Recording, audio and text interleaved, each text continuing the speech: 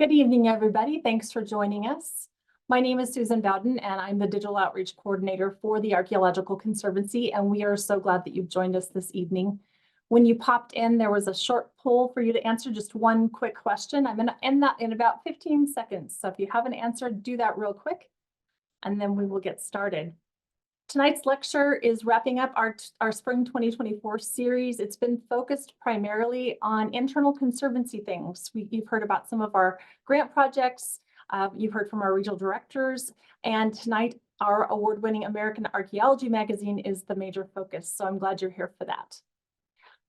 On the screen, you will see the 3 reminders that if you're familiar with our webinars you've seen before. The Q&A section, we really want you to pay attention to tonight. Tracy really wants to get feedback from you and have your questions be heard. So down at the bottom, you'll see Q&A, tap on that. That's how you can let us know what you want to know, and it's also how we can keep track of your questions easier. We'll be answering those towards the end of the presentation. If you have any technical difficulties, the Facebook live stream is up and running. If you're on Facebook, thanks for joining us. And we are recording, the recording will be posted on our YouTube channel sometime tomorrow. So if you're wanting to share this out with anybody or go back and get the details one more time, you can certainly do that. So I'm going to end this poll and we can take a look at who we've got in the audience tonight. We have a lot of longtime readers. Thanks for being a part of the Conservancy. In case you didn't know, the way that you get to be a longtime reader is by joining the Conservancy. You're automatically put on our subscription list. Some of you have read a few of the issues, and we actually have a couple that are new to the Conservancy. Welcome, we're glad you're here. With that, I'm going to go ahead and end that poll so that we can hear from our speaker tonight. I am so pleased to introduce to you my colleague and the editor of our magazine, Tracy Lowe. Tracy's a longtime journalist with a master's degree in higher ed administration. She's worked primarily in print media with newspapers, magazines, and specialty publications, and in student affairs as a media advisor. She lives in the mountains near Albuquerque with her husband and 2 children. And then she also said I could include she has 2 dogs, 2 birds, and 4 rascally chickens. And if nobody else wants to know Tracy, I want to know about the chickens. Thank you so much for joining us tonight.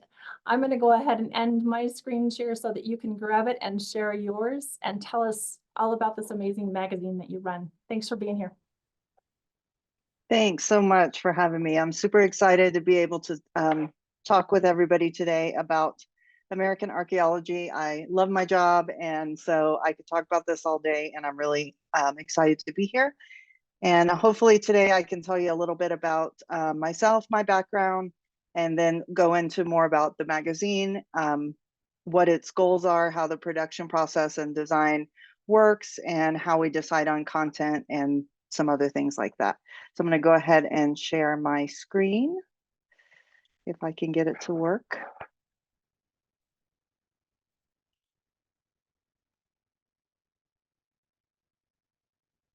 That looks great, Trace. Okay, great. You can see that now. These are just a few of our most recent papers. Screen. And a little bit about myself and my background. I don't have a specific background in archaeology. I actually found it in journalism, which probably isn't very surprising considering I'm the editor of a magazine. But I started out working in a bachelor's degree in media advertising from the University of Texas at El Paso. Even though I got my degree in advertising, I went into the editorial side of journalism. I began that path working at my newspaper, The Prospector, and just fell in love with journalism and everything it's about. So I went into newspaper right after college and worked for about 16 years in that field at various places. A couple of newspapers in New Mexico, and I worked at the Dallas Morning News for a couple of years as a web producer. The 6 a.m. to 3 p.m. shift, I would get there and update the dallasnews.com front page with breaking news and overnight news and interactive graphics and that kind of thing. I mostly worked in editor roles. Being a reporter wasn't, I did it for a little while, but it wasn't my favorite thing. I love to be more behind the scenes and the production side and the planning and producing. So 16 years, and then I had a wonderful opportunity to go back to UTEP actually and work in student affairs as a media advisor for the same student newspaper where I started. And I worked for 4 years there in higher education, student affairs as a media advisor. And during that time, I got my master's degree in higher education administration. And then as soon as I finished, I went right back to journalism, sort of this nonprofit journalism here at the Conservancy. Once I saw the opportunity to be the of American Archaeology, the editor had been in the position for about 23 years, so long time at the helm. Wrecking to that over, but I'm really happy I did. I've been here since the end of 2022, so almost a year and a half now. And I've done some freelance writing for other local newspapers during my time as well. So I always kept a toe in the journalism world. So that's a little bit about me. Taken by my husband, Jet. He's a very talented photographer and videographer.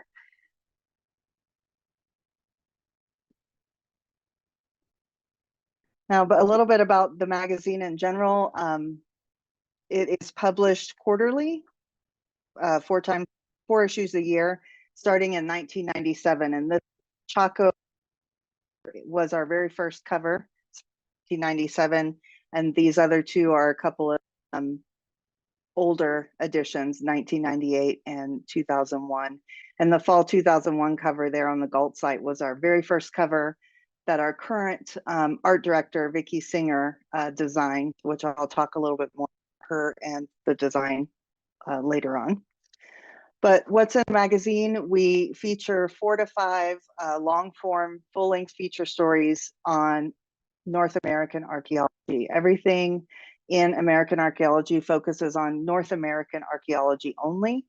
And we're the only national popular magazine, as opposed to an academic journal or academic magazine that focuses just on North American archaeology.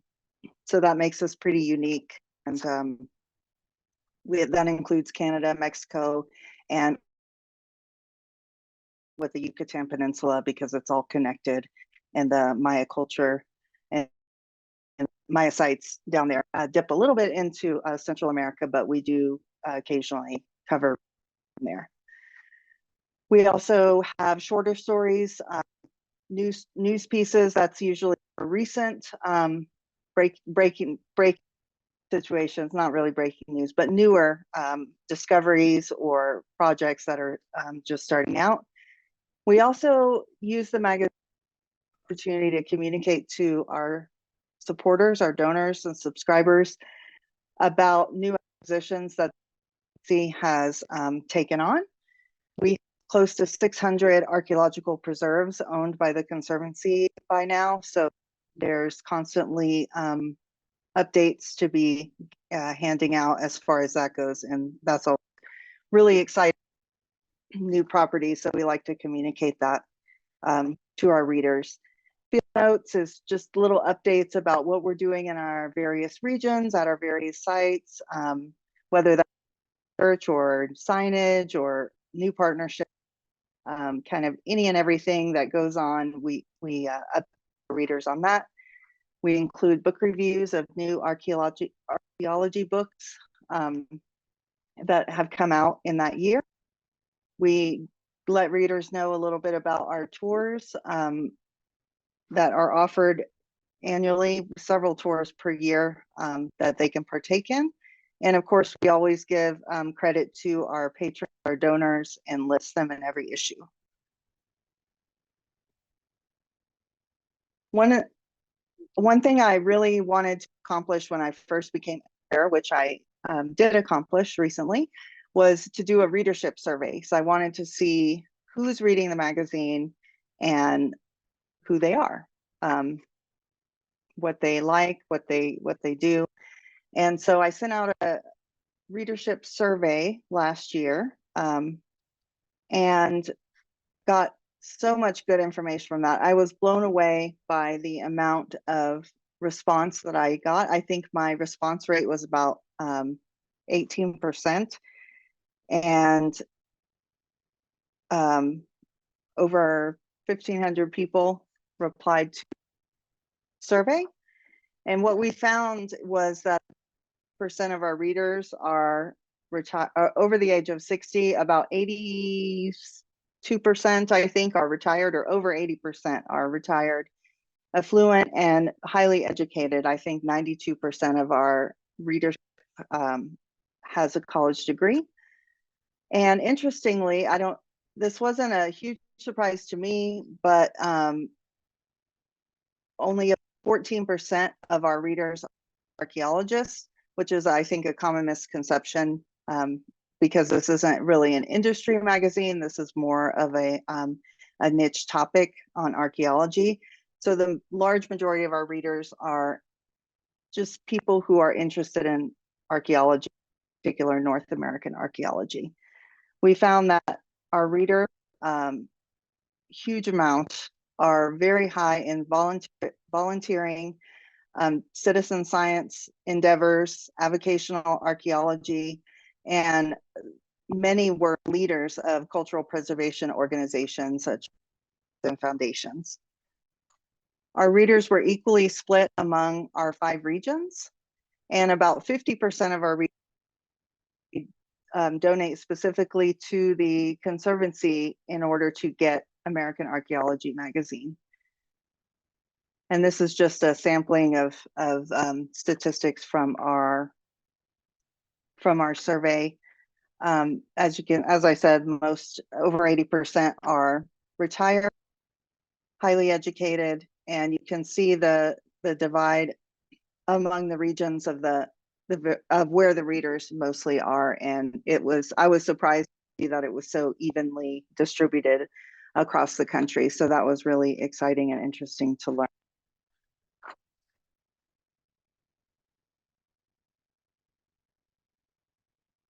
As far as our content goes, one I get a lot from people, especially that are new to the magazine, is how do we get our story ideas? How do we decide what to write?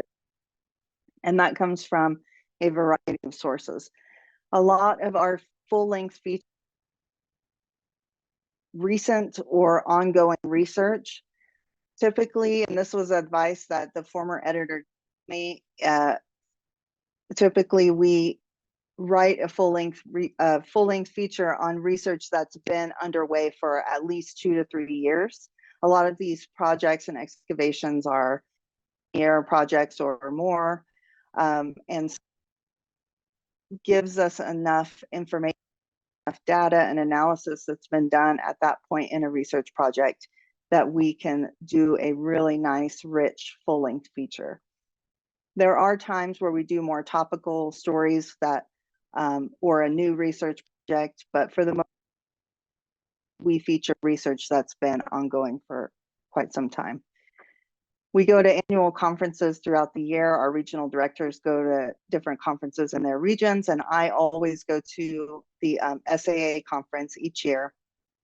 And during that conference, we pass out thousands of copies of the magazine and talk to tons of people within the industry, and I get tons of story ideas from that every year, more than I could ever do. I have a long, like 10 or 12 page list of story ideas, and we only feature 4 in each issue. So sometimes it's a bit of a hard to, I'm definitely always looking out for those story ideas. I get pitches from our writers.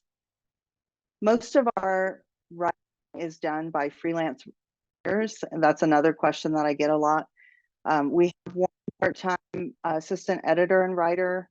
We have our art director and myself, and that is basically the magazine staff, and everything else is freelance. And so really depend on these longtime freelance writers that we have that have strong interest and knowledge in the topics to let us know what's going on, to make pitches, and to take on these stories. We also have an editorial advisory board. I can't remember how many people are on it. I want to say about 15 people. And it rotates every 3 years. Every there serves a 3-year term. And these are archaeologists, professors, and various researchers that are extremely knowledgeable matter that can provide guidance on story ideas or feedback on the magazine in general. Our regional directors are also a great source for story ideas. They're the ones that are out there working day to day, acquiring the properties, learning about projects, and they hear about all kinds of things. And when they have some ideas for features, they send them. Of course, our subscribers, our readers, I get letters all the time. I get emails, people writing in and giving me ideas and telling me about things. And I encourage that. I love that. And more of that. So always, if you're a longtime reader, I want to hear from you. Feel free to reach out to me anytime with story ideas. I wanted to take a minute to talk about our design as well.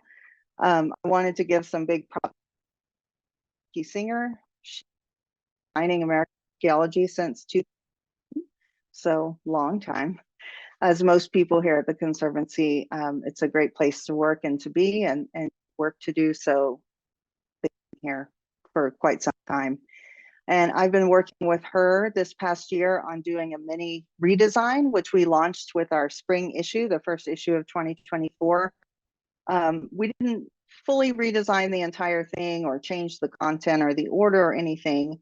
We kept it relatively the same as far as the content goes, but we updated the headers, the fonts, and we redesigned our table of contents page. Hopefully is a little easier to read and a little less cluttered. Vicki works really hard each issue to compile and edit all of the imagery. She assigns maps and illustrations out. We also use a lot of freelance graphic designers and illustrators to create some of the maps and illustrations that we include with our features. She does all the layout and she creates the final proofs and pages. So as a quarterly, we're in a 3-month cycle. So it's about that last month of the cycle where she and I are, working very closely together and trying to keep each other calm through all the stress of trying to make sure that everything's just right. One thing that we instituted in our redesign is something that came out of the readership survey. One thing about the readership survey, sorry to jump topics, but I meant to mention this. I got over 600, I think it was 635 individual comments from readers about what they value, like, and don't like about the magazine. And that was invaluable. I cannot tell you how much good information I have in there. Continue to implement those ideas as I move forward and create new content. But one thing we took right away from that readership survey was several readers mentioned that they would like to have some links and some titles of journal articles and other places where they can continue the research from the feature articles that they've read in the magazine. So we have done that, and Vicki is always getting on me saying these are too long, because there's always so much and I have to cut down to select like 4 or 5 links, and usually there's 10 or 15 that I want to include. So if any readers out there get really interested in a feature, want some more resources to learn more, you can always reach out to me, because I can tell you I have it.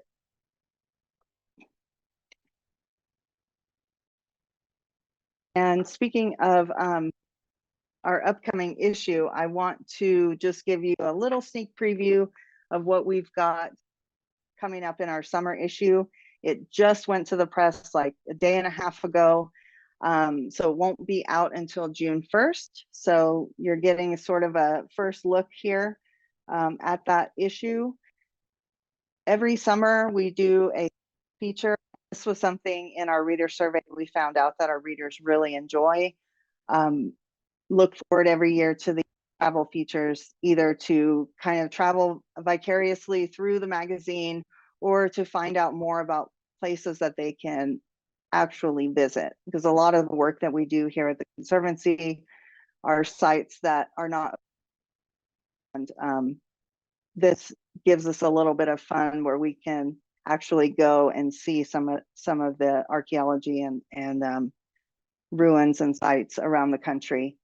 And so what I try to do with the travel features is a drivable tour. So whoever, we kind of set up the feature to have a starting point and an ending point that is often a loop, or in this case of Georgia, day trips out from a central location over a course of 4 or 5 days.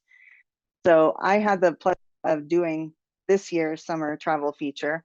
I went over to North Georgia. Actually, I went to Atlanta, and then from Atlanta as my home base, I went to Macon,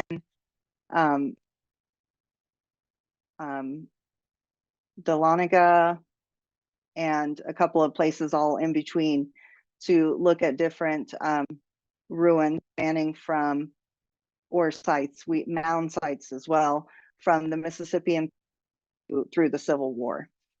So we have a really interesting feature on that area. And I have some pictures here. I went to Etowah Indian Mounds. This Marietta Paper Mill ruins is off of Soap Creek, and it's just, or Soap Creek, I think they call it. It's just a half a mile hike into the woods, and there it is. It's managed by National Park Service, but it's not, you know, entry fee based. You can just hike there and see it, and it was really cool. I got so many pictures. I went to New Echota State Historic Site, and I went to Sweetwater Creek State Park and saw the New Manchester Mill ruins, which was a cotton mill during the Civil War era. New Echota is the Cherokee Nation capital, and this building here was their Supreme Court building. We have a feature story on the University of Denver's Amachi project. The Amachi Relocation Center was where Japanese Americans were interned during World War II. And Bonnie Clark at University of Denver has been working on a multi-year community-based excavation and research project there to look at the gardens that were created during those years where people were held at the relocation center. We have a story about New Netherland in the Northeast, which is an interesting aspect of the time of America being colonized that we don't think about, which was the Dutch. And they were there early and had a pretty wide rule over their area at that time. And this picture is of a roamer, an artifact that they found there. And basically David Malikoff takes a look at some researchers that are revisiting old collections and tons of artifacts that were found years ago, and reevaluating them and using new technology to see if we can learn some new information about that time period. And then lastly, we have a feature on field schools, making them more accessible and focusing them a little bit more on CRM archaeology, cultural resource management. There are several scholars out there in the field who are working hard to create field schools that are either free, affordable, people who have jobs, can't leave for the summer, they're caregivers, minorities, and other, disadvantages, that they be able to participate in field schools in order to ultimately diversify the field and increase the scholarship of the field. So that's a quick look at our summer issue coming up. I'm really excited about it, a little nervous too. I'm always nervous until I get it in my hands, but everyone should be seeing that in their mailbox here in a couple of weeks. And the last thing I wanted to talk about before we open it up to questions is I just wanted, for those of you who don't know, our website has recently been redesigned. And as far as the magazine goes, one of the really exciting things that we can now offer our members is if you register through our online member portal, you can get American Archaeology in digital format, the most current versions. Typically, up until now, we've only put the magazines online after they've been in publication for 2 years, as a way to, you know, encourage membership, and it's a membership benefit. So we didn't want to just have it out on the web for anybody and everybody. So with this new format, we're able to offer it to members only for the past 2 years of publications.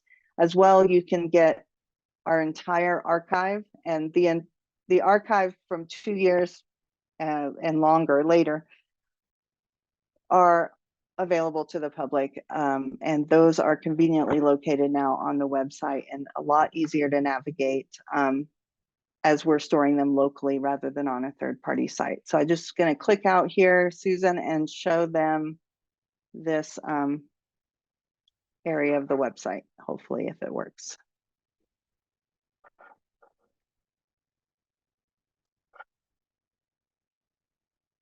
Looks good, Tracy. So this is, yeah, it does. I'm super excited about this. So this is the magazine area of our website. We have here on our homepage just some blurbs teasing to the articles. It's not the full article, but it kind of gives you an idea of what's in each edition. We have our current issue right below. And if you're not a member already, there's a link that you can become a member and start your subscription. We have an amazing searchable database of all of the book reviews that we've done. And thanks to Susan for doing all the hard work on that to make that database current and searchable. And then here at the very bottom, we have, this is where we have our magazine archive, and it's a scroll bar. This is that first issue I mentioned, Chaco, and starting in 1997, and you can just go through all the years. And I'm just going to click on one so you can see what it does. It just pops up a PDF that we have stored locally, and you can see the whole edition. You can download it.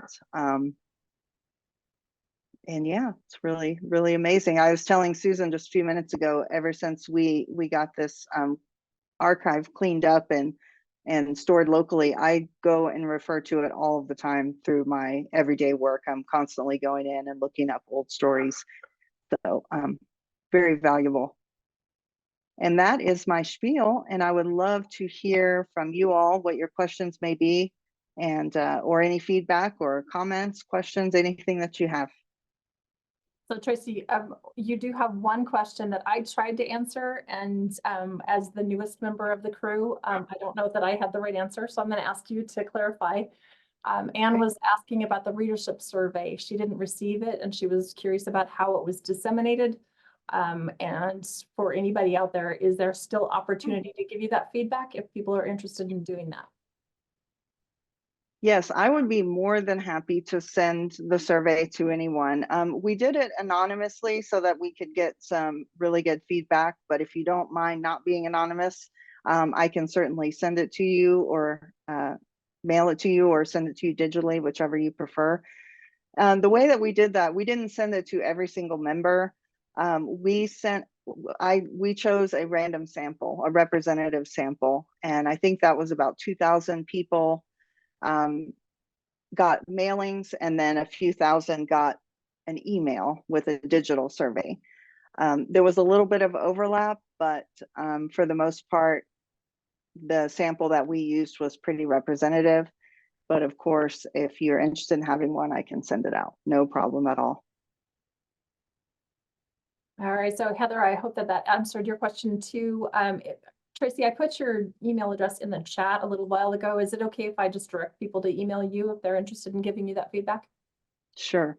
Perfect. So everybody take a look at your chat stream. I put several links as well as Tracy's email address in there for you.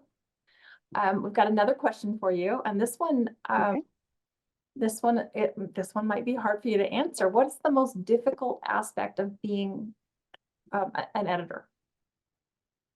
the most challenging thing?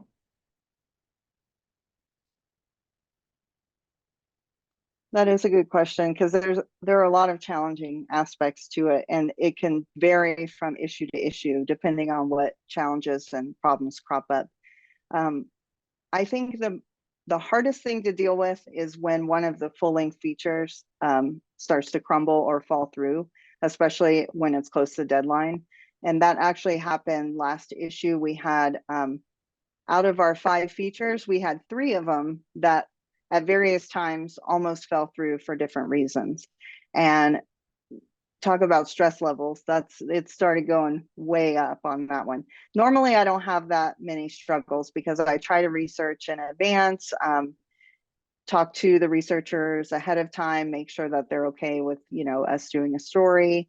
I really try to brief the writers on the angle of the story and what they'll be doing, so that everybody's fully prepared going into it, and it'll, in an ideal world, be smooth sailing. So I think that's probably like the worst thing that can happen. If it's a news story or some other smaller piece of content that falls through, that's not as hair raising, because those are shorter and we can pull those together in a much shorter amount of time. But the feature stories, each one of those stories takes about 6 weeks to write.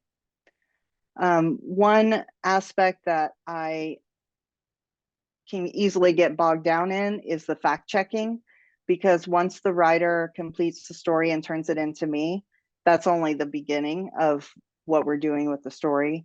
Then I go through a few rounds of edits with the writers, and then I contact every single source and I fact check every single bit of information that's in a story to the best of my ability. Sometimes that can take a long time.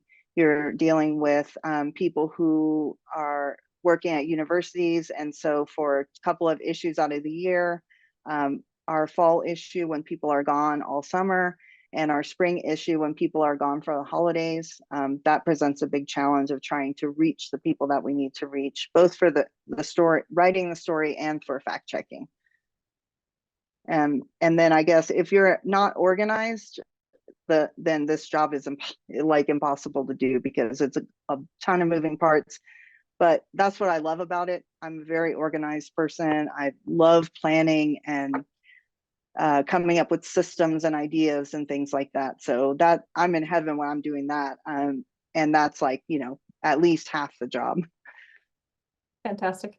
And you are very organized. I've appreciated that working with you, because I am too. Thank you. Ronald is interested in knowing if we have any articles on river steamboat wrecks. Do you happen to know? I don't know if we have any in the past. I can certainly look and see. I've looked up several topics like that to see if we've ever done any stories. We have not done that since I've been here. In the past year and a half, we have not. We recently in our spring issue did shipwrecks in the Great Lakes area, but not specifically steamboats. Yeah, and if you haven't read that, it's a great idea. It's a great article. That was which issue was that? Was that last fall? That's our current issue, actually, spring. Current one, yeah. Mm-hmm. All right. Really interesting story. Just a quick side note about the Great Lakes. The most interesting thing I found about that story was leaving the shipwrecks in the water is a risk, and taking them out is even a bigger risk. So there's no clear-cut answers as to how to best preserve those wrecks. And a brand new threat, well, not a brand new, but a newer threat is an invasive species, two invasive species of mussels that are attaching themselves to the shipwrecks and basically, you know, just disintegrating them, eating them. That's a big problem. And that's actually how one of the shipwrecks was recently discovered by documentary filmmakers who were not even out there to do that. They were doing something completely different. And because the mussels clean the water was much clearer than it normally would be. And that's how they were able to see the shipwreck down there. So I just thought that was really fascinating. It was. All right. We have a previous writer watching tonight, at least one of them. David Noble is with us. And he wrote the featured Chaco article in volume 1, number 1, the one that you wow. Fantastic. He's curious to know about subscribers. Where are we now with the number of subscribers that we have? I know it goes up and down. It varies a little bit every few months, but I think right now we're at about 17,000 home mailings that we send out an issue to each time. That's terrific. And I was going to tag on to what you were sharing earlier. If any of you are interested in receiving only the digital access to the 8 newest ones that we have behind that portal, you can contact Lorna Wolf at our office, and she will go into our membership database and mark it that you're wanting to only have that electronic version. I personally love to have the magazine. I love the pictures. I love holding it in my hands. So I have not graduated to that digital only yet, but you certainly can if you want to do that. All right, Heather is looking to know, this goes back to the hard thing about being an editor. Do you have a backup story in mind so that if something does fall through, you can slide something new in its place? I love that question. That's how I have to think all the time. All the time. I try to be prepared.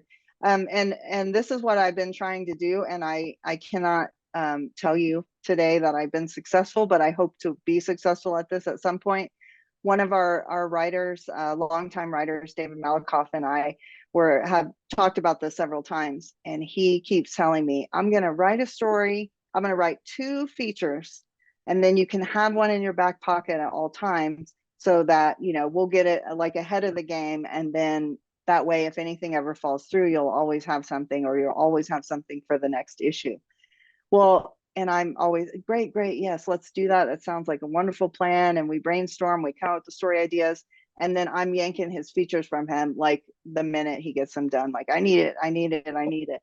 So we haven't had that benefit yet, but I think the biggest thing for me is just trying to plan in advance. So that's what I've really focused on this past year, is getting story assignments out earlier to give writers more time to do the stories justice and do them well. And I have been able to do that. So even though we've been working on our summer issue for the past couple months, I already have the fall issue like assigned out, and I have an idea of what I'm doing for the winter issue. But at the same time, you have to remain flexible because things come up, or people don't want to do a feature, or, you know, some other amazing thing comes up in between that we need to do first. So it's a balance of super planning and being flexible at the same time. You're super editor in that aspect. Don't know how you do it. All right, it keeps my anxiety down. Another question for you is about the book reviews. How do we choose reviewers? Who does the book reviews? You want to speak to that a little bit? Sure. Our president and founder, who is retiring this year, has been doing the book reviews, I think, since the beginning of the magazine. He does all of them, Mark Michael. Occasionally, there will be other people that review books. For example, in our upcoming issue, our Southeast Regional Director, Jessica Crawford, reviewed a book. She was really interested in the research, knew the researcher, and it's in her region. So, you know, she took on that one. But for the most part, it's Mark.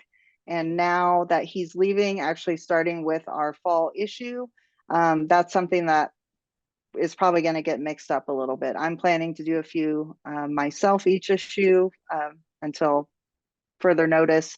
And when our new president comes in, if she's interested in doing them, we can talk about that. But it's kind of a mix right now. So if you're interested in doing book reviews, let me know. You've got that email.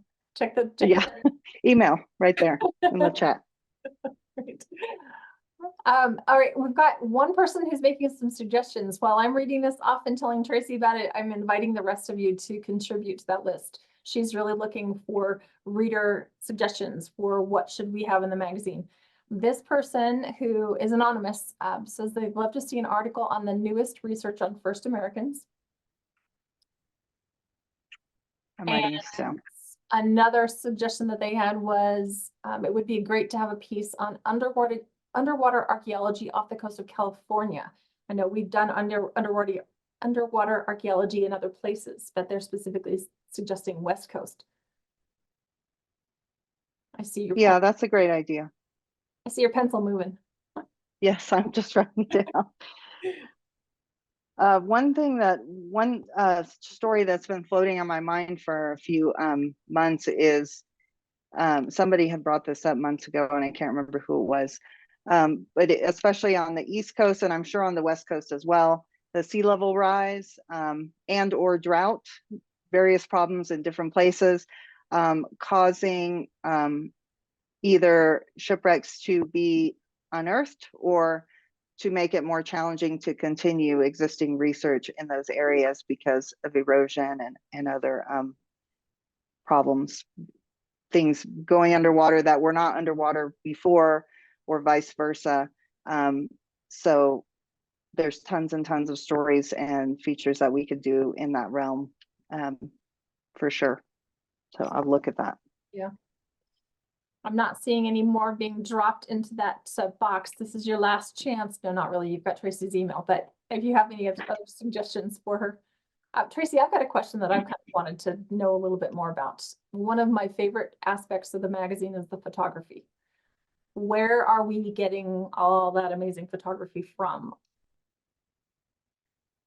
Thank you for that question, because this is actually something I didn't mention, and it is one of my big goals for the magazine, is to have more original photography, which is a really big challenge because a lot of, like I had said before, a lot of our features focus on research that's been going on for a couple of years.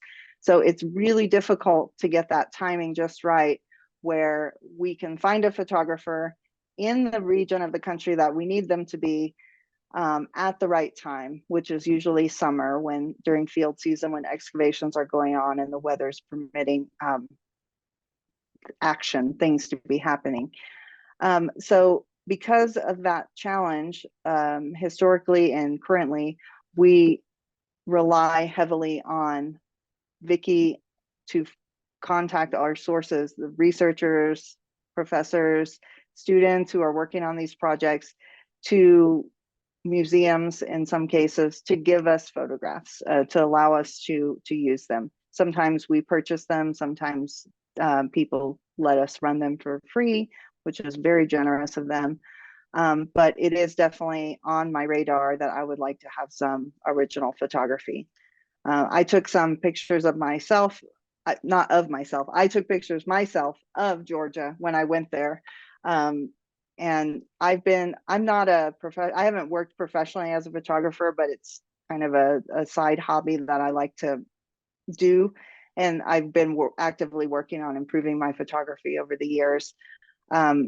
Luckily, like I mentioned, my husband is a wonderful photographer, professional photographer. So he's been able to help out a little bit on some shoots. And I hope to, basically with the freelance situation, I'm always looking for writers, photographers, illustrators, graphic designers, anybody who's interested in freelance work, and especially photographers in various parts of the country, because what we'd like to have is sort of a stable of people that we can call upon in different parts of the country when something does come up to go shoot photography. But that's an ongoing challenge that I've been working on. Oh, another question just popped in. What do you envision for the future of the magazine? Is there ever any thoughts of exploring other types of media in addition to the magazine, or do you want to stay only as a magazine?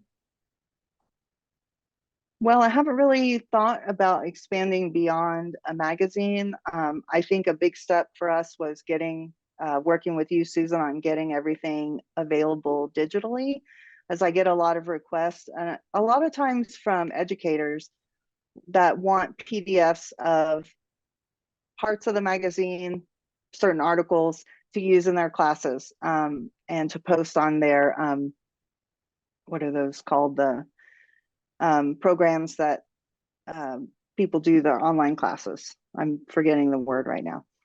But so I would like to have a little bit more of that kind of thing available, where we have our articles broken out into individual PDFs that people can download for the purposes of their projects or their education or anything that they're doing out there. One thing that what was it that I was going to mention? What was the question again, Susan? It'll jar my memory. What do you envision for the future of the magazine? Are there ever thoughts of exploring other types of media in addition to the magazine, or do you want to stay only as the magazine? Yeah, I know some magazines, especially at some nonprofits, are going digital only. I actually don't hope for that because like Susan, I really like the print issue. I think it has a lot of value, and I think our readership really, really loves that. So I would like to continue that as long as humanly possible. And I definitely do not want to sacrifice any of our long form content, but I would like to incorporate some other features, some more quick hitting information, graphics, maybe highlighting archaeologists, up and coming archaeologists or veteran archaeologists, not necessarily in a full length feature type format, but more of like, you know, a page or a half a page where we just sort of we offer more content in a shorter format along with our long form content. And, you know, Tracy, I can tag on to that a little bit now that we have the website updated and have such a nice focus on the magazine that is easy to navigate and work through. There's some potential there for us to grow the website being a partner to the magazine even more. You talked earlier about having additional links that people could use for extended research.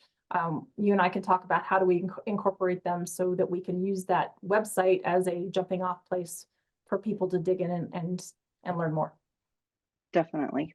So Sarah's popping on. Sarah is our special projects director, and she's been working in the background to help me manage our Facebook live feed. And apparently we've got a question that's come up over there. So Sarah, do you want to ask that? Sure, we do. It's from Ellen, and it's, do you have a reader photo contest or a reader photo submission gallery? That's actually an idea that I've had on my list of doing a photo contest. I think it was attempted at one point in the past with the former editor, is what our president told me once before.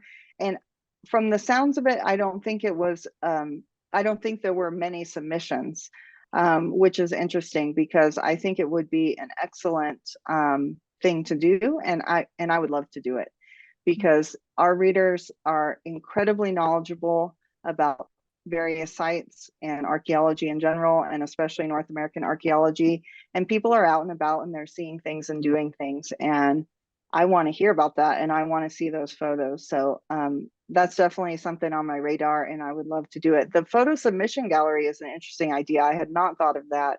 And that might be something that Susan and I can work on along the lines of what we were just talking about with those academic materials. Thanks. Have a place where people can submit.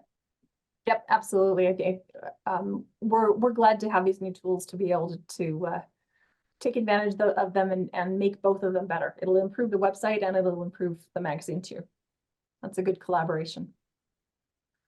I think we are close to where we are going to wrap things up. I don't see any more questions coming through. I would like to make sure that you all know you are absolutely invited to contact Tracy. You can contact me. I will also put my email address in there. If you have suggestions or ideas, please do share with us. Oh, Tracy, I think this happens to me every time. How do you feel about answering one more question? One more question and more questions. Yes. Alice slid in there right under the wire. Given the high level of education of readers and most with time to read being retired, perhaps include a column of links to controversies, principal papers pro and con, and our pro and con direct discussion by leading researchers. For example, on Cahokia, Tim Pocketat and Alice versus Alice Kehoe, which is me, in a book, and a book in production, including Cahokia. So just more ideas for you more than a question. So I'll add that to your list of ideas. Excellent. Yes, that's an excellent idea. All right, so we really are going to wrap things up, I think. Thanks so much for joining us tonight. We are taking the summer to regroup and come back to you probably July, August timeframe to start a new series. Be watching for your email, and also our social media feeds will be announcing what that is and when you can join us. So Tracy, do you have anything else you wanted to share before we end our webinar? I don't think so. I just want to say thank you to everybody that came. Thank you for reading, taking an interest. And again, please reach out to me with any and everything. I will love to speak with you. Absolutely. Tracy, thank you so much for being here. You did a great job. Sarah, thank you for helping Thank you. also on the back end. All right, everybody, have a lovely evening. We'll see you next time. Bye.